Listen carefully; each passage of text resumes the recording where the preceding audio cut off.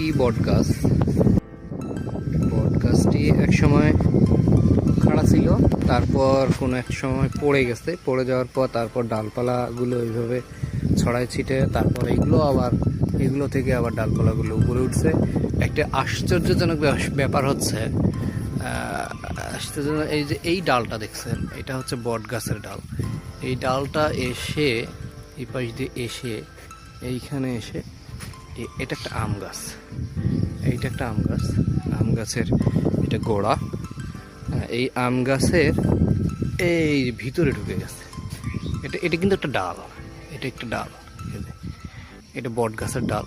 এটা কিন্তু এই আম গাছের ভিতরে ঢুকে গেছে। ঢুকে গিয়ে সে এখান থেকে সার নিচ্ছে এবং সে উপরে আরও ডালপালা বাড়াইছে। এবং এখানে এই আম গাছের একটা ডাল ছিল বড়, সেটা বাতাসে ভেঙে গেছে। তারপর সে এই জায়গায় অবস্থান গ্রহণ করছে।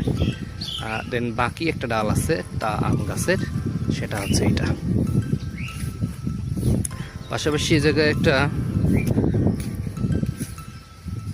একটা কাঠগোলাপের গাছ আছে। গাছটা অনেক পুরাতন, দেখেন কাঠগোলাপের গাছ অনেক পুরাতন, সুন্দর কাঠগোলাপের ফুল। এটা কাঠগোলাপের ফুল।